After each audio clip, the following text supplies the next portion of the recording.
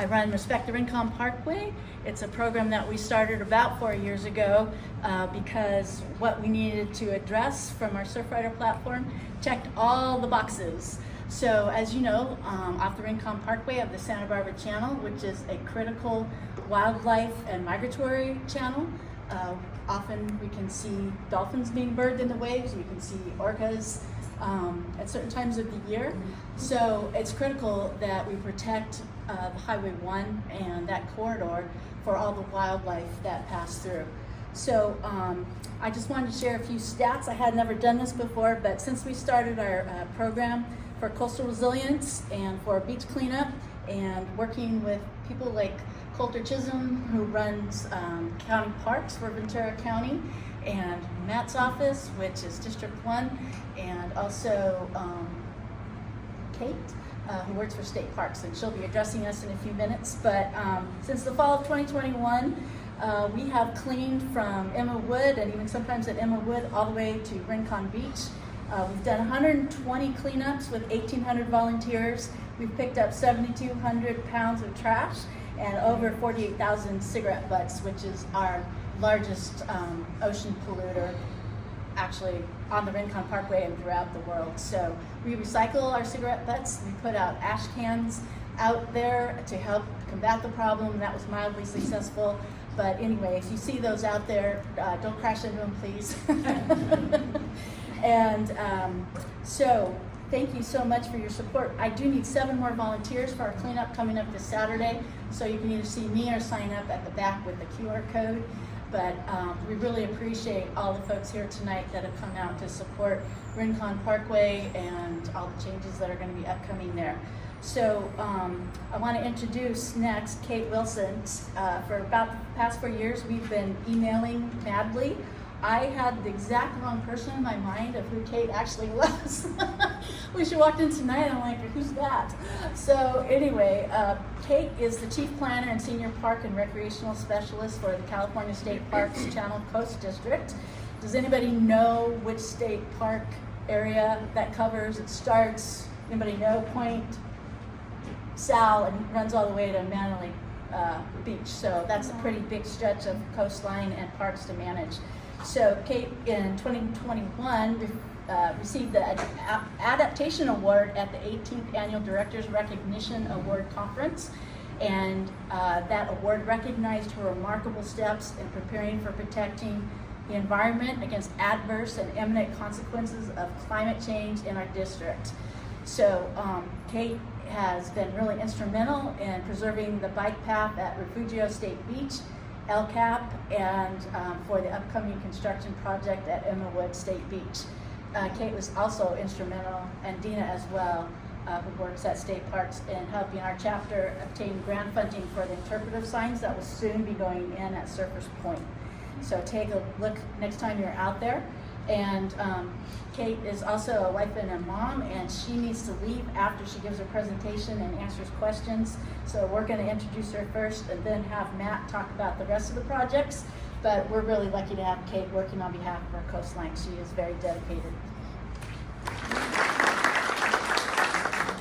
Okay, I don't love talking in front of groups, so that was like quite the introduction too, so I feel like we're good. Right. Okay, so I made this slideshow yesterday, full disclosure. I think what I'd prefer to start with is just giving you guys a rundown of what's been going on with Emma Wood, and then I can click through and see what I forgot when I was feeling nervous and walk you through the slideshow that I made. But you might have noticed that things are getting a little bit wet more and more each year at Emma Wood, specifically in our North Beach campground location. I don't know if that's like a thing that we do internally. We call the RV camping area North Beach, and then the part that's down on Main Street we call Group Camp. Like once upon a time they connected, right? But that's been a long time. So the alignment of the RV campground is the historic Roosevelt Highway, which used to be Highway 1. It was built in 1927, and in some of the campsites, there's still the original engineer's stamp in the concrete where you can see the name of the dude who designed it, and like, it's very cool and historic, and the parts of the seawall that haven't crumbled and fallen into the ocean are like really well designed and beautiful pieces of architecture. But It's probably way past its lifetime, so we're starting to see the infrastructure failing, and we're dealing with a lot of issues with how to remedy that in the face of climate change, permit compliance, and then all of the different easement holders that we have within this particular alignment of roadway. So this is a picture of after that king tide event in February of 2024. The tide was so high and the waves were so big that besides crumbling the edge of the road, it also moved the K-rail that we had there that was like kind of protecting the edge. And we saw some destruction like we hadn't seen yet, but we figure we're gonna continue to see. So next slide. All right, our goals at a glance is we're trying to preserve access as long as possible. We recognize that this campground alignment isn't going to be something that we can defend forever, but we're trying to do what we can with Band-Aids as long as possible because it's such a big part of our community and how people access the coast. We're also trying to adapt to sea level rise, so we're not putting things out there that are immediately going to become waste in the ocean. So we're trying to work with engineers on how we can change our footprint there and maintain some level of access without upsetting our friends at the Coastal Commission and doing coastal armament that they're not fans of. Okay, we're also, one of our big goals is coordinating with Caltrans with their overhead bridge replacement project.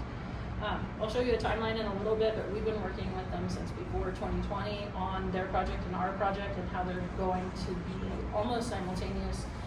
So trying to make that as seamless as possible for all you guys, especially with closures in mind, is really what we're shooting for. And then also to continue to work with future project development, which when I get to the timeline, you'll see we get a lot of calls and emails about people wanting to know when the campground's gonna open, or what's going on, and I'll get into some of that at the end of my presentation, and hopefully it will demystify why we're not doing it all at once. Okay, so current status, probably most of you know, our day use area is open and our camping area is closed. That is because we brought in engineers after the big King Tide event in 2024, and they basically told us, okay, you can do these short-term things and get people coming back in here on this first part of the entrance road, and then there's some other things farther down that there is no temporary fix for, or the temporary fix required something that wouldn't work with the condition of the road in front of it. So I'll explain that a little bit more as well. Okay, so this is just a timeline of how many times in recent history we've been dealing with this same issue. So in 2010 and 2014, we had to go in and completely repair large sections of the riprap that protects the campground. And then in 2016, we had our first sinkhole open up that we had to fix. 2017, we had kind of a similar storm damage to what you saw in that original slide in the entrance station area. And then in 2020 is when we initiated like what's a short-term and what's a long-term fix for that first sweeping turn as you come in to where our kiosk is. Incidentally, that was also when COVID decided to strike, and then we started having crazy storms, and then we started working with Caltrans, so everything got really bogged down after that initial design push in 2020. So in 2022, we decided that we needed a more interim plan that we can do quicker than the long term, and that's what we're working on instituting now, but again, that got slowed down with the large king tides that we had in 2024. So this is just another picture from that original one that I showed you about like how bad the damage was for us after that last event. So you can see underneath the asphalt where the concrete of the original road is, and you know, if you're an eagle eye or you're looking at it right here, you can see that the rebar is like completely eroded and gone in that substructure of the road. And then the riprap itself that protects all of that is like slid down and isn't effectively doing its job anymore. So this is like a screenshot from our engineer's notes of what the project is going to require. Like probably the main thing that I want to point out is really hard to see, it turns out. Like this is a sheet pile wall, which basically it looks like a sun chip, right? And it's like this big metal wall that goes deep into the ground. And they backfilled to put the road there behind that wall. Well, it's completely rusted out and there's holes in a bunch of different places. And then a lot of that backfill has come out, so there's void space under the road, making it super sketchy for people to be driving on, which is why we ended up narrowing it down to one lane more on the mountainside for our temporary opening. But this project that we're about to start construction on will go in, patch all of those holes, re-backfill, put in a new barrier that's actually anchored to the ground, and then repave so that we can buy ourselves some time with that alignment. Okay, so what does that timeline look like? We actually had a pre-construction meeting today with Granite Construction. They're the people that got the bid on that. They are mobilizing on the 18th, which was very shocking to us because typically we like say, here's your notice to proceed, and then they tell us like, all right, 60 days from now we'll have our different things ready to turn into you guys. But they've already been working on it and they're super motivated. So we're actually gonna do a complete closure of Emma Wood starting on August 25th. Which was not our original plan. When I made this slideshow yesterday, it said October 1st. Because of that timeline thing, where normally we say, okay, notice to proceed, and then they have like different submittals that they have to give to us and to different permitting agencies before they can break ground. But apparently they've been working on those since they were given the contract award months ago. So we were all very shocked, and I was like trying to change my presentation for you guys. But yeah, they're calling for a road closure on August 25th, which, you know, it's good news, bad news. Like, we're legitimately sad to be closing before the Labor Day weekend. That's not what we were shooting for. But this guarantees more likely that we're not going to get into a snafu with Caltrans and overlapping projects. And then also, hopefully, we'll keep that overall closure time shorter. And then Caltrans is scheduled to begin their bridge replacement project in January 2026, which is the same time that we're scheduled to end. So they should be one right after the other. So hopefully there's not like weird in between times. This is just a graphic from Caltrans. We've been working with them, like I said, since 2020-ish, maybe a little before, talking about how our projects could benefit one another. So one of the things that we were able to negotiate with them through project design was the area that you see in green there is they're going to change the slope as you come in, and we're gaining between 19 and 25 feet to move our road over after their project. So for us, that's huge because that gets us just that much farther away from the ocean impact, and it gives us more chance to keep the sustainable roadway. So as much as it sucks that we're all gonna have to go up to Seacliff and turn around and like be impacted by that project, we won't fall through it. And hopefully the Emmerwood entrance road will have a longer lifespan as a result of that. So I don't know, I figured that people might want to take pictures, so I made you this slide that just kind of breaks down when we're closed and for which project. And then the Caltrans project actually is scheduled to go through December of 2027, but it won't require a full closure of our property during that time. So there'll just be traffic control as needed for them to get in and out. Like their permit with the county, with their coastal development permit, it only called for a hard closure of our property during the bridge demolition for safety reasons. But other than that, they need to be providing access for folks during construction. Okay, so this is that bit where I said that we have kind of overlapping issues. So before we originally, where do I even begin? There's this culvert. Let's start with this culvert. So when we had the engineers come in to look at our project plans and the new storm damage with the portion that I was just showing you, they also identified this particular culvert, which is just past the first cluster of campsites. And they said, oh my goodness, don't ride a horse over that thing. Not really, they said passenger car, but horse felt more fun to say. So it's completely degraded. That thing was built in 1927, and it looks like it.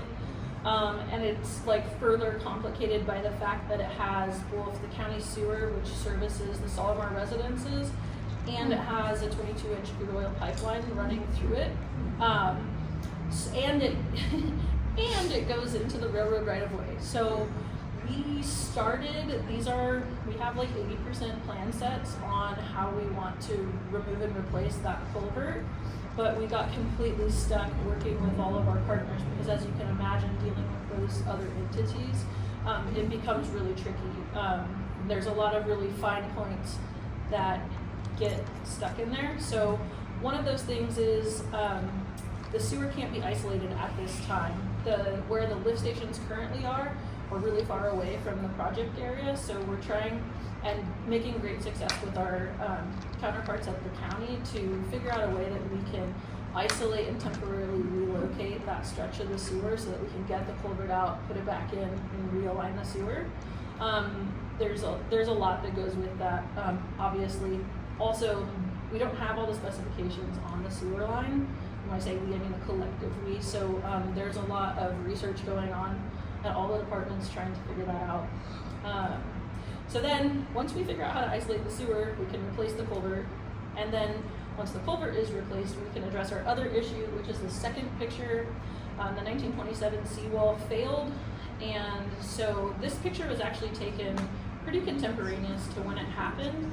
If you go out there now, as some people do, like walking along the roadway, and you take a look, it's about one whole lane's width now under the road that's undermined. So we have to figure out with all the permitting agencies and engineers how to basically put together that hole that's there and then backfill all of the area that's been eroded under the road and make sure that that's shored up. We can't even start doing that until we can do the culvert because of the restriction of driving or bringing equipment over the culvert before it's replaced. So it's like an irritating cart and horse situation, and we know that people want to get back out there, but there's like real specific reasons why we haven't been able to get to that last part. You know, and ultimately our goal is to reopen the campground. We do not have a date for that at this time, just because we still don't know timeframes on being able to finish those other projects. And then this is my closing slide, and I'll get out of here, but another opportunity for you to see what the timeline looks like for access at Emmawood. And then this is just a general information email and phone number that we have, where if you send an email to it, it will send you an auto blast back, but anytime we have updates, we put them onto there so that our most updated public information will come back to you in response to your email. But I also get the distinct pleasure of reading those as well. So if there's a specific question that's not addressed, then I will eventually reply to you. And then this phone number has a recording of the same text if you prefer to hear it rather than read it. How are you letting the community know the park closure? That's a great question. Like I said, I found out today. So we put it on our website. Well, I asked my staff to put it on our website today. I haven't checked, but he said, okay, boss. So it's supposed to go up on our website today, as well as on this info line, email, and phone number. And then the plan is to get it on social, and luckily Joy invited us here, so we kind of have this going for us. But typically what we do is we'll do a media campaign, some sort of news release will go out hopefully this week, and then we'll just start pushing to all of our partners. Our district superintendent sits on the board for Visit Ventura, so she's going to let our partners there now. We're just going to try and push the messaging as much as we can. Will they put a sign at the park entrance saying that it's going to be closed? Well, so important, like, yes, but another important thing to know is we don't have the authority to close the beach itself, so Sure. It's just vehicle access. So people will still be able to do however they get down there ordinarily without a car. I'm not going to say the thing because it's illegal, right? But but yeah, you won't be shooed off the beach if you're going down there to have a surfer. So the dirt parking lot of us is going to be closed? That's not ours, and no, Okay. not until Caltrans gets started. Okay. So that'll probably close the park. Yeah, because the whole exit's That gonna- exit. Yeah. And there's no going up once they start, right? Yeah, Yeah, well, so The bike lanes are, I'm sorry, I messed no, it's okay. So I do know that Caltrans is doing, they're putting in like a bike lane bypass. But I don't know the specifics of it. Maybe that link to their meeting has the specifics on that. Okay. But that's one of the main reasons why they were held up, is they were being held to provide that pedestrian access still during construction. And I think it's like some kind of sky bridge that goes over the train tracks. Yeah. Thank you. Excuse me, sorry. So you started by saying that the main goal of yours is to keep access to the public, right? Mm-hmm. I'm curious if there was any consideration of keeping access to the day use area, but getting rid of that RV campground. Mm-hmm. It seems to me that maybe it's time to let the beach do whatever it wants to do. And I also feel that the other campground, I think you call it the group campground, Mm-hmm. it seems to me like it's not being utilized a lot. Maybe consider, I'm wondering if there was any consideration of eliminating this campground and allowing individuals to camp in the other side. Mm-hmm. No, absolutely. I don't know how much I'm able to share about what we're talking about internally, but yes. At this time, there hasn't been the decision that that back half of the campground is going to be abandoned. Like out of Sacramento, they want to see it open. However, we have applied for funding and received funding for feasibility of building out that group campground as a replacement of that overnight accommodation. Whether or not that happens is so far down the road, you can't quote me on that, but it's absolutely a conversation that's happening. Do you have any information or know where we could find it of how much the repairs cost, since you had the timeline of past repairs, how much it's cost? More than you want to think about, but I could get that for you if you would like. Yeah, the estimate of how much more it's going to cost. Yeah, because we know what we encumbered for this project. We know roughly, unless there's any sort of change orders that come with the contract, as sometimes happens. But those are sometimes built in as contingencies, so we could give a pretty good estimate of 2010 to current what's been spent. If you want, Joy has my email. Yeah. And don't send it to the main one, but Okay. I can get you that. All right, thank you. Are there any more questions? Go ahead, Paul. It seems like that section down along the campground where the old seawall was, you guys are sort of by default protecting the railway. Did the railway, were they involved with this at all? Well, yes, because we have to get encroachment permits with them, but basically the way, like I've been working for parks for 20 years. I've been doing planning since 2016, and in my limited experience, no one really wants to get involved until it's an imminent threat to them. They like to say that's a you problem. So we're not having financial support from our other easement holders, but it's not just the railroad. There's a lot of infrastructure that runs through there that, yeah, we are kind of default protecting all of the rest of that. And kind of what our department from a headquarters level has decided is, look, either we do it or we walk away and they do it and the public loses out. So although we end up footing the bill for a lot of the stuff that's benefiting multiple parties, it's in the name of keeping that recreation opportunity available as long as possible. Any idea what you expect for a lifespan for this?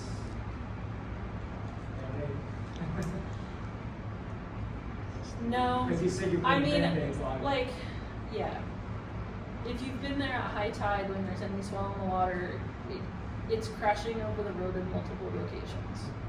So, we have a lot of reports and studies from Moffitt and Nickel and other well-respected engineering firms in this climate adaptation realm, and they seem fairly confident that this is a worthwhile fix, but that's definitely outside the scope of what I can wager a guess on. And just one more thing. You're probably aware there's a regional beach erosion agency, Beacon. Mm-hmm. And they've been looking at regional solutions to this. I don't know if you've coordinated with them at all, but it seems like there's an opportunity there because there's so many agencies involved. They're kind of by nature an interagency organization. Absolutely, and actually, shout out to our friends with Ventura County with their LCP update, whose local coastal program.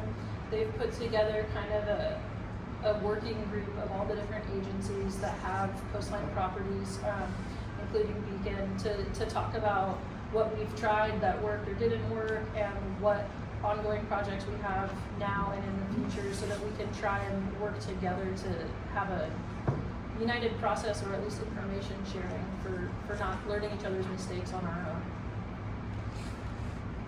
I don't want to go there, but there's been a lot of talk about artificial reefs and stuff in the past, and it seems there's already sort of a reef out there. There might be an opportunity to actually do something that would enhance the surf as well as protect your properties. Yeah, that we don't own anything under the wet sand, so that would be a state lands issue with that. But yeah. Yeah, beacon type thing. Yeah, there's definitely. I see a lot of different opportunities. I'm just one person, and I could like riff on this for a while off the record, but this is the party line. Thanks for coming. Yes. Are there any other questions at this point? Has special interests in homelessness, public safety, economic development, and affordable housing. And we're really grateful from Surfrider to have been working with him in District 1 in the capacity that he's had to work with our coastal issues along with our environmental issues. So we'll turn it over to Matt. So he's going to talk about the Ventura Overpass Bridge closure and some other projects happening along the Ventura Parkway. Thank you, Joy. Good to see you, Kristen. I'm going to introduce my chief of staff. This is Anna Melgoza. She's going to help me with the slides. I have kind of 4 main projects I want to talk about. I kind of like these things to be free-flowing, so if you have questions, feel free. Good job of kicking off the Caltrans Overhead Bridge Replacement Project. This was something that got put on our radar a couple years ago, I think after Kate, so I'm glad that Kate got a little head start on it. But it's, and if you go to the next slide, Anna, we were told summer 2025 with this new, with Emma Wood closing sooner, this might be pushing this project back a few months. As of, what was it, 2-3 weeks ago, we were told later in August. But those dates have changed in the past as well. So figure sometime soon. I'm guessing in the next 1 to 2 months. But this bridge is 90 years old. And I think it's almost 92 years old. And if you look at some of the pictures, it is failing. It's one good earthquake away from potential collapse. And so I think Caltrans isn't doing this project just because they were looking for something to do. I think they do recognize the impacts it's going to have on the community, particularly the beach going community. But if you look at some of the pictures and you read some of their engineering reports, it's a project they have to do. They did look at the potential of just kind of rehabbing it versus a complete takedown and rebuild. And their analysis of that was that it would be actually longer and more expensive to do it that way. And so that's why Caltrans decided to go with the full tear down and rebuild. There is, looking toward kind of the light at the end of the tunnel, there is going to be some benefits to this project. Not only will you have a safe bridge to cross, but they are expanding the shoulder. They're building a protected bike lane as part of the bridge project. So the connectivity between the bike trail coming from Ventura through Emerald up onto the Omar Range bike trail is going to be a protected bike lane, which I think is great. So I think we're in this phase where it's going to hurt for a couple of years, but I think long term it's going to be a good thing for the community. If you go to the next slide, Anna. I don't need to go into all the engineering, but not only is there seismic issues, but when they started looking at the rebuild, railroad laws have changed. And for those of you who don't know, Union Pacific is one of those entities you don't realize how powerful they are until you have to deal with them. But they are incredibly powerful and they get their way a lot. And what Caltrans realized in looking at this is there's vertical and horizontal grade separations on this existing structure that don't meet current railroad law. So that's one of the impacts that went into the ultimate redesign. The next slide. So when this kind of came out, obviously I heard a lot from the community. Obviously the residents on the north coast from Solomar up to Muscle Shoals, primarily Solomar, Faria, are going to be impacted by this because with this closure, Sea Cliff becomes the main route in and out of the coast. And so one of the first things what I did when I talked to Caltrans, and I realized there was really nothing we as a county or local jurisdictions could do to stop this, is I said, well, let's start talking about emergency access, because obviously a lot of the residents on the north coast called me and said, what if my spouse has a heart attack? What if something happens? And in those situations, every second counts. And so thankfully Caltrans was able to, as part of the coastal development permit, which Kate mentioned, before we issued that permit at the county level, we had Caltrans come in and they met with CHP, they met with all of the local first responding agencies, and the first responding agencies actually came up with an emergency plan, which Caltrans agreed to comply with as part of this project. And they're going to build a temporary off-ramp, on-ramp at Lease Road. It's just past Solomar. And that way they're going to put an electronic gate at the end of it. And so if there's an emergency, our first responders have access to the Solomar and the Faria communities just as quick as they would historically. Obviously the public wanted access to that road. That's something that Caltrans would not budge on. There's obviously road safety standards that they have to comply with, and they didn't have it in their budget to build a fully compliant road safety, compliant on-ramp, off-ramp in that area. But they were able to design an off-ramp that first responding vehicles can use. And so you can see where it kind of is. There's the conceptual design of it. Every first responding vehicle who has jurisdiction over this area will have a button on their vehicle, which would allow the gates to open and close. Even up into Carpinteria, Santa Barbara County Fire was part of this, because they do sometimes come down with mutual aid and respond to the North Coast, the Carpinteria stations. And so, give the next slide, Anna. You see the detour, Solomar, or Sea Cliff is the primary detour over these next 24 months. It's a long time. It's 3 to 4 miles. Sorry, 6 to 8. Is that long? Is it that long? Jeez.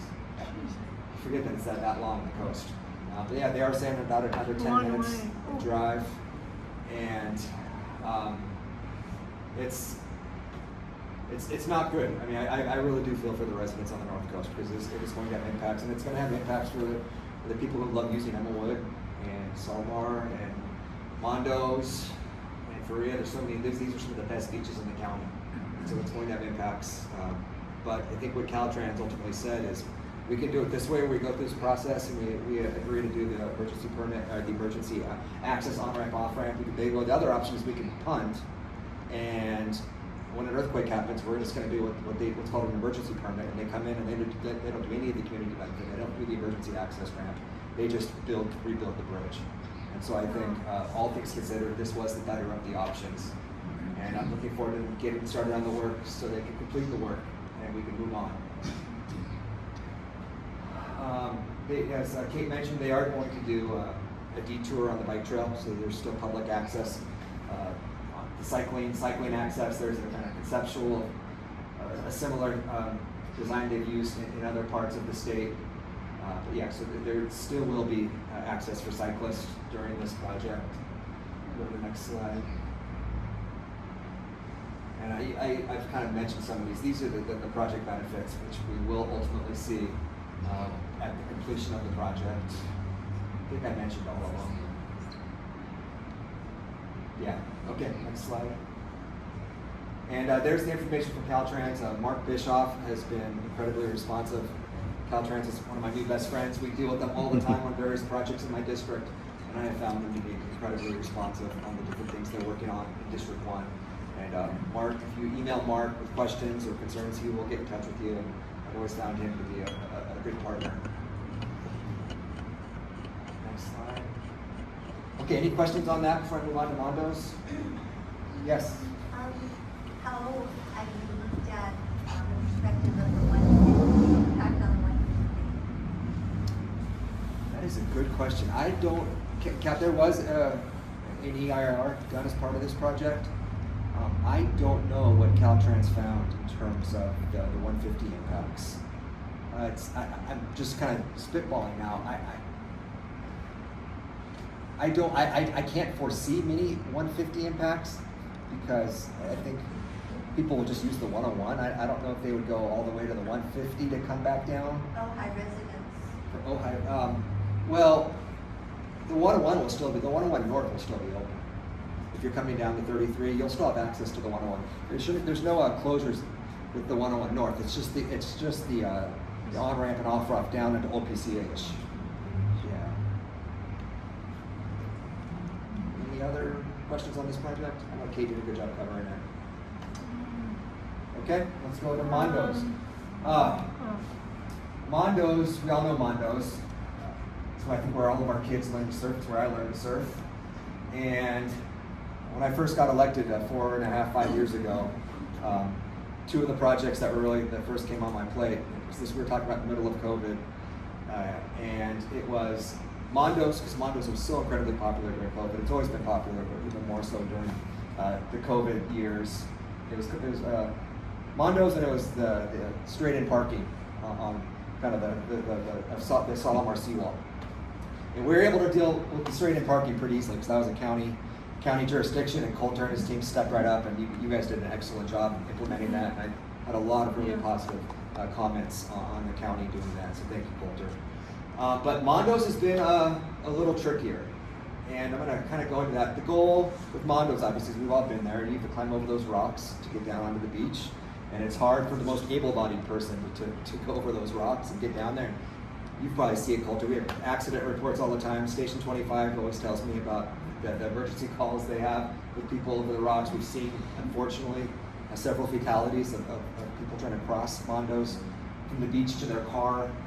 And we realized in doing the stairs is everybody agreed it was a great idea. And then we kind of realized all of the different entities involved. You have obviously Caltrans with OPCH. You have the county has some of that. The state lands has a lot of it. The Faria HOA actually owns a big chunk of property that goes into where we want to put the stairs. And so it's been about 3.5 years we've been working on this. And I can say, I wish it was quicker, but we are making progress. You can see obviously why we want to do it. The goal ultimately, and I have a conceptual that we'll show at the end, but the goal is to put crosswalk, flashing beacons to improve the safety of crossing, and then to also build a stairwell or stairs down through the rocks to allow easier access onto the beach. There's a kind of conceptual of the crosswalk. It doesn't include the flashing beacons, but that's part of it. And so beacon has been a huge part of this. Congressman Carbajal actually got us $1 million in congressional funding to help support the project. And we are really deep into planning and design. We are actually in the final stage. We hope to finish those that design and those drawings later this fall, and to go into bidding and award contracts. My goal is that if I come and speak to you next August, that we have the stairs in place. Might be a little optimistic, but that's definitely possible. I think on the pace where we are right now. We just finally finalized our deal with the Faria HOA, in terms of we're gonna get an easement over their property to allow us to build. And there's kind of the conceptual of what we're imagining.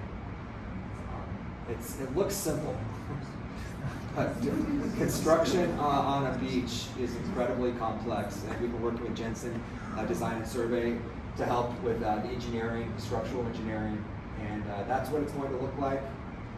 And we did a little, you can see the part on the left is for, we weren't able to do any kind of direct mobility access down onto the sand, but we do want to provide an area for those who have some mobility issues to give them a chance to come and have a place to get close to the beach. Quick question, Matt. Yeah. I'm noticing the beautiful culvert there. As you know, that has a permanent county sign that says that is a bacteria-filled area, so avoid it.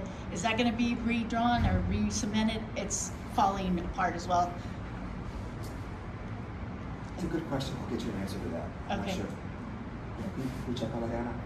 I have Brian Brennan on my staff who is watching this. He's in Virginia with his grandkid, but he's watching, and he said, Matt, if there's any questions, I'll make sure to get on. Because Brian really has been the godfather of this. He's been working really hard on this the past couple of years. That's probably Caltrans. What's that? That's probably Caltrans culvert, right? It might be a county culvert. I'm not sure. We'll find out. Yeah. But, so that's kind of a general update on Mondos. Any questions on this? Again, I think it's going to be an amazing project. We just got to get there. Any rough timeline till we get to that point? We hope next summer. Yeah. We hope end of next summer. I mean, we really are at the end, kind of the final stages of design and drawings. And obviously, one of the issues is going to be budget. Congressman Carbajal got us $1 million. We do have some other money in that pot, but I think when you were looking at inflation, I think construction inflation is 2 or 3 times more than normal inflation. Michelle? Yes, you just mentioned that the construction engineering is pretty complicated, but just curious as to why we couldn't include like wheelchair access or any direct mobility access. It had to do with the structural engineering of the design. I know Danny Anderson, who's our mobility manager at the county, was involved in those discussions, and we were deep into trying to figure it out, and we just couldn't get there. And when looking at budgets, we're still. If this is going to happen, this project will not be killed because of lack of money. We'll make sure to get it funded. That $1 million, which we initially thought would cover everything, doesn't look like it's going to cover it. So we're going to have to dig deep and find some other funding. But it's too important of a community project, a community benefiting project, to leave it. So we're committed to doing it. With Punta Gorda, does everybody know where the Punta Gorda lot is? Kind of by the old oil piers. Oil piers, yeah. Yeah. We clean up there. Yeah, it's when I first came into office in December 2020, the only reason I heard of Punta Gorda was because of the number of calls I got from CHP. That had become a hotbed for these street takeovers, where a lot of these car clubs from LA would come up in the middle of the night and just wreak havoc. And our CHP officers, God bless them, they try their best.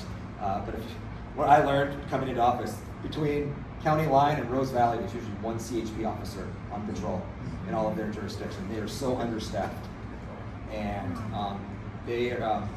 recruiting has bumped up, but they just don't have the men and women in uniform that they want. And so they would go out there with one officer and essentially get scared off because the crowds were getting up on them. And they didn't feel safe, and they would call sheriff, and sheriff would come back up when they could. But we got the DA involved. We got CHP, sheriff, my office. We were all working on what we could do to stop the street racing, the takeovers. So we came up with this plan where we put speed bumps and these concrete wheel stops in there to try to stop the racing. And we actually have seen definite improvements. I don't get the number of calls I used to get from CHP with illegal events up there. So you can see kind of that side of it. But I think one of the benefits of all this is in those discussions with it's actually a Caltrans lot. And so in those discussions with Caltrans, this was work that Caltrans actually did at our request to stop the street racing. But in those discussions with Caltrans, the issue was kind of raised. It's like, well, do you guys want this lot? And that's when, if Coulter, you want to come up? I know. Sure. That's when I called Coulter. I'm like, do we need another parking lot? And Coulter could tell you about how important the coastal camping is to the county parks department. And I think Coulter saw this as an opportunity to just expand coastal camping. So maybe you can explain more how you've been involved since that initial conversation. Yeah, so it was a big call with, I think my first time meeting Savette was on the call where this got thrown out. And, you know, it was like, hey, would you like that lot that has all the mischief and it gets inundated with sediment and has, we're like, sure, let us look into it. And so a real quick sidestep, the authority we administer things on the Rincon is by way of a maintenance agreement with Caltrans. We don't actually own the land. So what does that allow us to do? Litter, human waste, striping, signage, traffic and ordinance citation, and administration of the parking meter zone. They gave us the authority to allow the camping. That all started back in the 70s with, you know, unmanaged land, trash, human waste, and we became involved in 1980. So the mechanism we're proposing to make all this happen is another maintenance agreement with Caltrans. So we would not own, but we would administer this lot and apply all of our ordinance, the same things I just mentioned. And graffiti, I think I did left out graffiti, but we would allow overnight camping. We would keep quite a bit of day use parking, and we would, oh, here we go with Here's the conceptual. So this is the conceptual design. This has been shared a number of times. I'll let you guys take it in and point out some of the highlights. Okay. And a few things to keep in mind as I point this out. This is not a luxury resort. It kind of needs to be what it is. It's a humble lot. It's noisy. We don't have sound protection from the highway. So we want it to be marketed as kind of the Rincon overflow for the RV users. It's really hard to get Rincon spots. Yeah, it's This really is the chance. Yeah. Yeah, we book over 90%, and that's only when the wet season, the wet winters, when people don't come on weekdays, kind of thing. So we expect use to be popular, but for us to get started, we want a low price point, not take over too much of the lot. Leave, it's a great beach for day users, so we don't want to impact that, or we want to keep that going.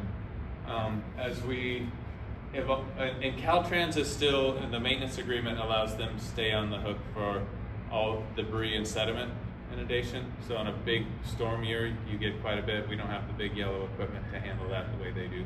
And for them, that's easy. And they're like, you take trash and human waste and citations and things. We hate that stuff. We'll do the big stuff. So good partnership, hopefully good government for everybody. Some fun things we're gonna do in our project in the tunnel. Get a little better lighting, and that'll be like another seawall mural as you're going through, and we'll plan to do the entrance and exits with professional artists, and then the middle will be more of kids programs and things. So we want to do some nice things too, just a little bit limited what we can do here. As this evolves, if this is successful and used, before I get into that, there'll be an overnight, probably 2 park hosts. If you ever stay at any of our county parks, there's a park host. They're overnight, can relay calls to SO if needed, or us to bring in more administration. Question. Is day use going to be free, like for real? Free. Coastal Commission's the entity that helps look out for that. We would consider it as the way we're set up and directed to operate as a park department, but to get it approved, it's free, just like free at Hobson and Solomar. Yep.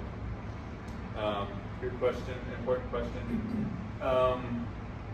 So if this is successful, we will approach Caltrans to put a sound wall that, of course, we would have to fund. It doesn't need to be very high because the road's high. Just a 4-foot wall would make it a lot quieter. So that'll be, and then we know it is a force main through there, but bring water and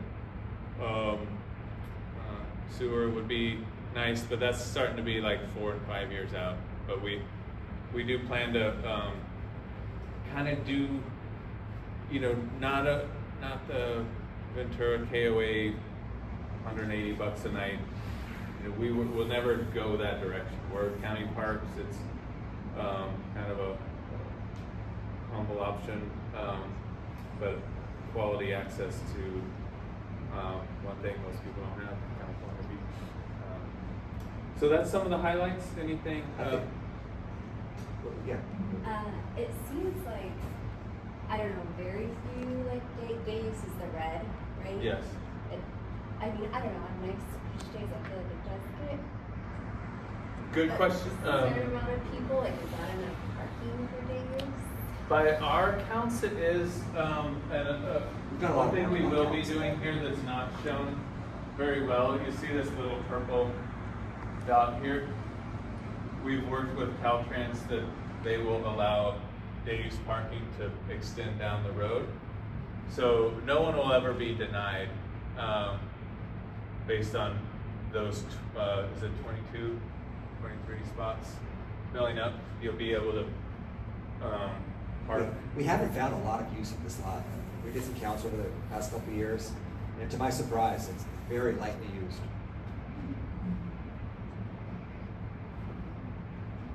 But I think, Yeah, I just had, you mentioned, like the park hosts, in addition to that, what's the other enforcement? Is it just the sheriff's office, or is there? Yeah, so the layering of enforcement, we have our park ordinance, which allows us to cite for noise and weapons and things, parking citation. We've already amended that. We have a draft already written to add this lot. Anytime the host is in trouble after hours, it's called SO, called Sheriff's Office. We don't have use of force with our rangers. We're initial contact, warn you, try to talk things through, and then if that's not getting where things need to go, we call the Sheriff's Office. this is on normal West Patrol, so this is part of Can their. you speak louder? I'm sorry. Oh, yeah, sorry. She was asking about enforcement, what happens if there's issues, and it would be, we have park rangers who manage all of our parks. There's gonna be an on-site host who will be there all the time. We have park rangers who are kind of the next level of enforcement, and then if it gets elevated, the sheriffs will come in, and there's a normal patrol of sheriffs on top of CHP patrols as well. So, and then obviously with Station 25, there's the fire stations right there as well. Paul? Yeah, I'd like to provide a little historical perspective, both for the benefit of the new director and the Surfrider folks who are new to this. I got involved with Surfrider back in 1995, and at that point, one of our big concerns was the expansion of RV parking along the Rincon. And there was a proposal to take out a whole section of day use and convert it to RV parking. We fought that battle, and for the most part, I think we won. And then in, I guess, the early 2000s, when the planning for the freeway widening project came, there was day use public access parking actually along the side of the freeway, along from Rincon all the way down to here. I don't remember the numbers, but I think that there was theoretically over 100 spaces along there. And because of our comments on the EIR and our appeals to the California Coastal Commission, this parking lot right here was actually mitigation for the Caltrans project. So that was mitigation for day use parking along the beach side that was lost when the bike path was built along the beach side, and we lost all that day use. So from my perspective, now I see this parking lot that was mitigation for loss of day use. Now we're losing, looks like just visually about 2/3 of those day use parking spaces that were mitigation. So should probably go back and look at that EIR and see what the conditions of that were. Is this improvement going to go for public review? Yes, so good points. We have worked with planning, looking through that EIR, 210 lots. This is a 210 car parking lot that was built as that mitigation.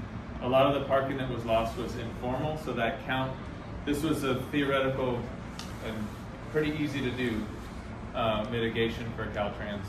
The trick of the thing is it's just majorly unused. No one uses it. So it's to the point it's not that safe. People aren't comfortable parking there. So what's the best balance? Our thought process is if we didn't get the number right, we have all the overflow there, and the overflow is not currently allowed. So that's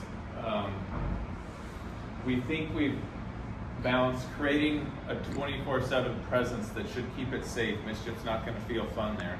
I know anytime I've driven back there, or not anytime, about 1/3 of the time when I drive back there in a marked vehicle, the people who are around and in their cars bounce out of there because they're not up to anything that great. So we do want the balance. So speaking to some of I've heard them informally called Rincon B and C that are old, are not old, but retired ranger used to speak about. And those have gone away and they are day use, and there's not plans to reopen those, for what you're discussing. There, just to say quite obviously, if we were to open up any more day use for RV camping, it would be popular. You know, Emma Woods shut down, McGrath State Beach, 188 sites there, closed forever probably. So that's a lot of pressure that's put on our little, you know, not diminutive inventory, but limited inventory. But we've been working with the Coastal Commission because, you know, obviously we want them to be part of this process. We want to drive access, coastal access, and you know, so they, you know, we want to make sure they need to design. We do. They're going to bless, and we feel pretty good. And talking with them about how we break the lot down between day use and overnight. Yeah, thank you. I just thought that was important to mention. Like you said, we're losing beach access every day. Paid parking's going in. There's new paid parking at the harbor. Like you said, we lost McGrath. And they built a freeway on the beach. So what do you do? And I think another, I hate to talk dollars and cents, but this is also going to benefit, I think, the county as a whole, in the sense that our parks department at the county is called an enterprise fund. That means it's got to support itself. They don't get any general fund dollars. And is it the Rincon camping right now accounts for 45% of the county-wide parks budget? Is that? Hobson, Furry, and Rincon combined are close to 50%. I'm always going to Coulter with ideas for new parks, and I love him, and he's honest with me, and I appreciate that. But he says, Matt, enterprise fund. How am I going to build this new park? And so we're always trying to come up with ways. How can we build more, have more revenue into the parks department to help build out countywide park space? And so I think this is one way where we increase public access to the beach. We reactivate something that's really not being used at all for any good purposes.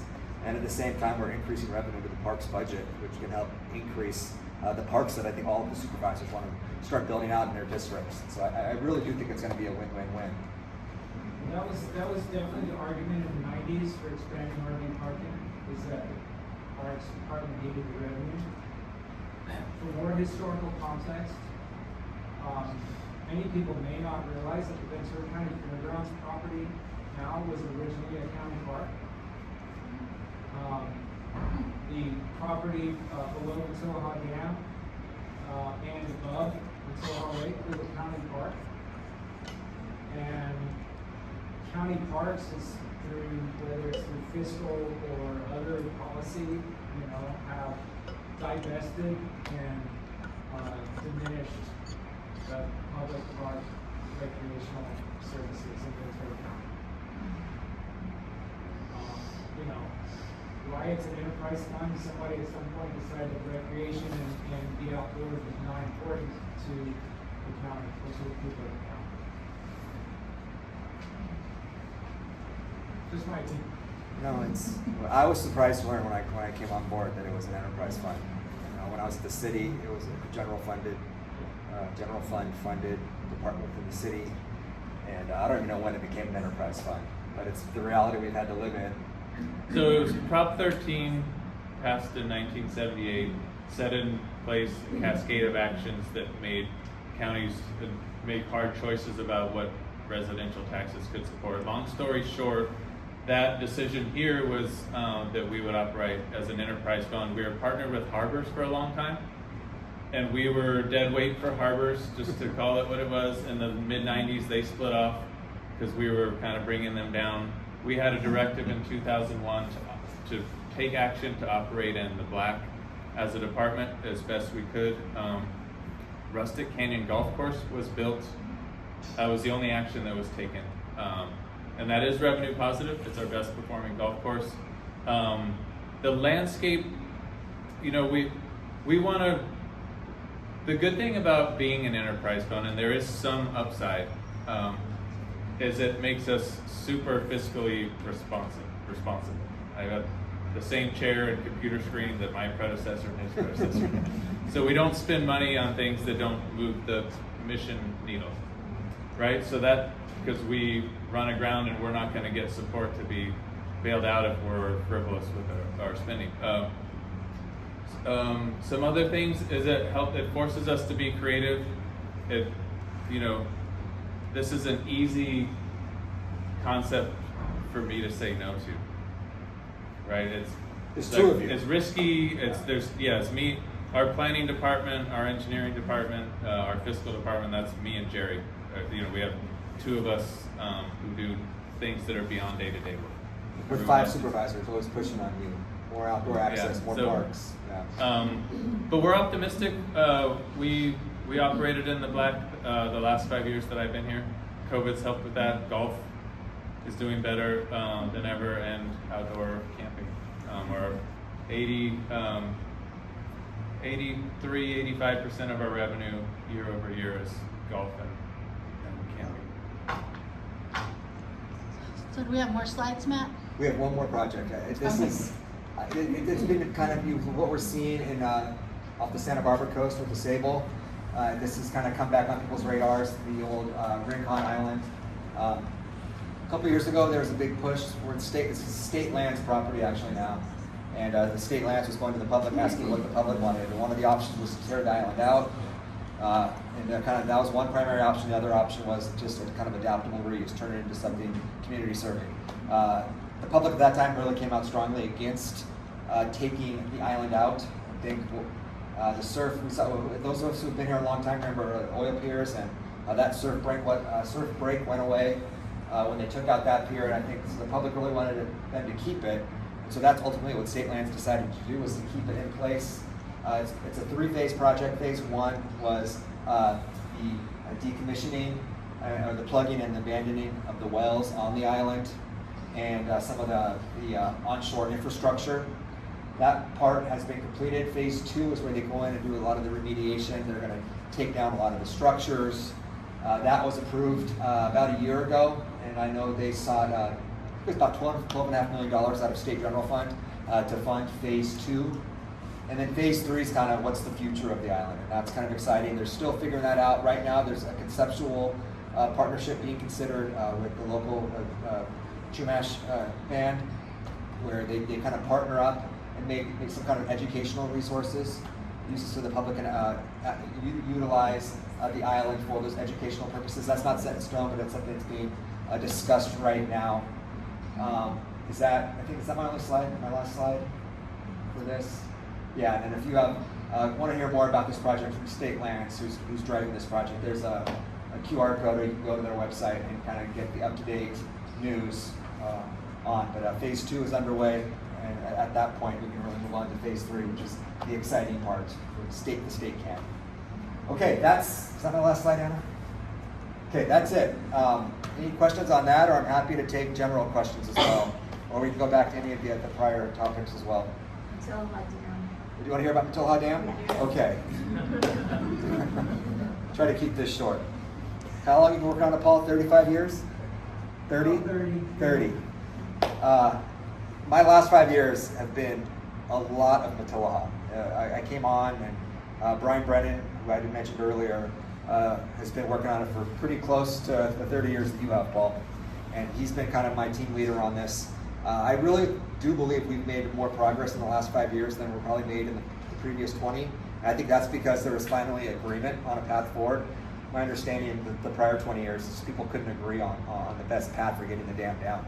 And they'd choose one thing and somebody would be opposed to it, and there's so much back and forth. But I think we've all kind of come to the agreement that physically how we're going to do it is to bore a 12-foot diameter hole in the dam and let nature take its course. The next big storm's going to come out. There's I believe it's, Brian always, is it 10 million cubic feet of sediment behind the dam right now? I believe that's right. Is that right, Paul?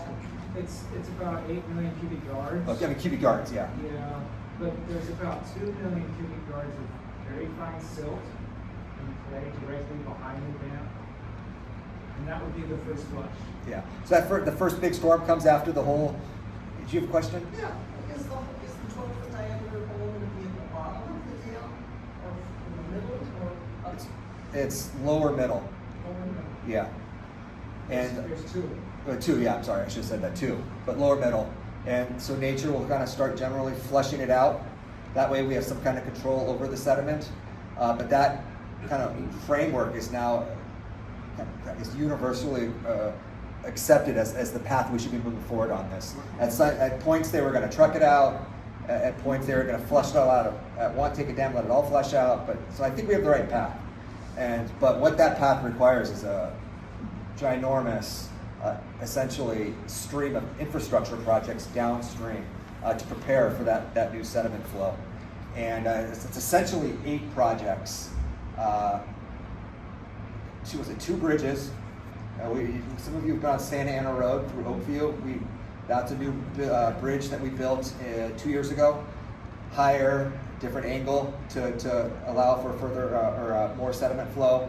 There's a small bridge that we're looking at right below the dam at Camino Cielo.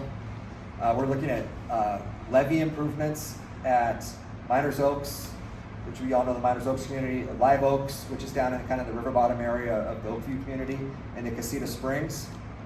And then we've already done some work at Foster Park to kind of get rid of some subterranean dams that were in place there. Those have already been taken out. And then really the most complex of the projects is at Robles Diversion. Robles Diversion is actually, it's owned by the Bureau of Reclamation. It's managed by the Casitas Water District. That is their vehicle for getting flow from the river into the lake. You've kind of seen it there, kind of in the Miramani area, Baldwin Road Bridge. It's just north of and there's just, talk about the alphabet soup of agencies involved with this. Fish and Wildlife, Bureau of Reclamation, U.S. and federal Fish and Wildlife, Bureau, Casitas, County, and we're trying to figure out kind of the scientific and structural ways that we're going to expand the diversion to benefit the lake, to benefit the flow from the river into the lake, and also improve fish passage. There is a kind of an antiquated fish ladder there right now, but as part of the design, they're going to be enlarging and expanding, modernizing the fish ladder, not only for steelhead, but for other fish species as well. And so that's, Paul, would you say that's kind of the most complex part right now, is figuring out the final design of Robles? The other stuff, it's not as complicated. We're talking about levees and bridges, stuff that public works teams do day in and day out. But Robles has been really tricky, and I think we're 60% to final design. At Robles, we're looking at funding to get to 90%. But we have monthly meetings with the state. There's a stakeholders team, which Paul's part of, which includes a lot of our state funding partners, Fish and Wildlife, Coastal Conservancy, I want to say it's not Merido, it's a Resource Legacy Fund, which is a big funding agency out of Sacramento. Who else is part of that? Patagonia is part of that. Paul's part of it. My office is part of it. Am I missing anybody? OVLC is now part of it. Yeah. Caltrout's involved too. Yeah, that's right. Caltrout's came on board. And so we meet monthly. We have monthly meetings with the state because so far, almost all of the funding that we've received so far is from either Fish and Wildlife, Coastal Conservancy, or the Wildlife Conservation Board. And they've been our huge funding partners.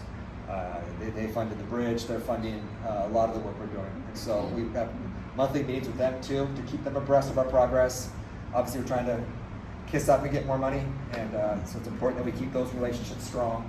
But it's at I think it's $250 million worth of projects left, and we would not be able to do this without huge funding and partnership at the state level. A lot of these agencies are the ones that are helping us get it done. But where we are right now, we're looking at probably 2032, getting the dam down. That's kind of, we've created the timeline, we've created the budget, we've created this kind of spreadsheet of what projects we hope to accomplish when we need that money in, and it's looking like 2032 right now. Yes? So, are these projects all consecutive or concurrent? They don't necessarily have to be concurrent. We're doing a lot of the design work as we speak. We've done several studies modeling what the sediment flow is, and that took a delay before we kind of move forward on final designs. We want to have a really good understanding of what the sediment flow is going to look like, and we feel really good about where the sediment, where kind of the flows will be. And so now that we have that information, we've been able to really start moving forward on the final design of the other projects. But I think I can talk about this forever, all night. But so obviously there's some that levees aren't universally loved, and I understand that. And there's been some talk now. So given that what we know about the sediment flow, do we actually need levees? Can we do some kind of mitigation funds or other programs to protect these communities? Because I talk to people in the Miners Oaks area, and especially who live down in the river bottom, and they don't want to stare at a 10-foot wall, and I completely get that. And we know that given the flows and kind of the likelihood of some of the storms that we're going to see in the sediments, the Klamath Dam is the biggest dam that just got removed. And what the Klamath did is they just kind of created these mitigation banks with funding where if something does happen to a property, there's this mitigation fund that will cover any liabilities and losses. And so we're looking at that now, especially in the Miners Oaks area, if we can avoid doing a levee there and see if mitigation banks might work. And that's kind of one of the reasons it's so complex, is all of these things we have to be considering. And but I feel really good about kind of the spreadsheet and as we're kind of checking boxes down the list. And Paul, is anything I'm missing? You know this better than I do. Yeah, you covered all the components. It's like you said, there's so many different agencies involved. It's kind of like what the state parks person was talking about. So you have the railway and the Caltrans involved. It gets complicated. Roadless diversion has always been the linchpin of the project. Right from the beginning, the Casitas Water District did not want any sediment to impact their diversion. We just saw we had a 50-year flood in 22, and the diversion blew out, failed, as it was designed to in an event like that. But it still stacked up tons of sediment behind it. And so we're looking at ways to mitigate the increase in sediment, because it's only going to get 3 times worse than what it was in 2022. So there needs to be a solution there, and that's just gets really complicated with so many different agencies involved. We're hoping to, right now I think there's 3 gates at the channel, the diversion.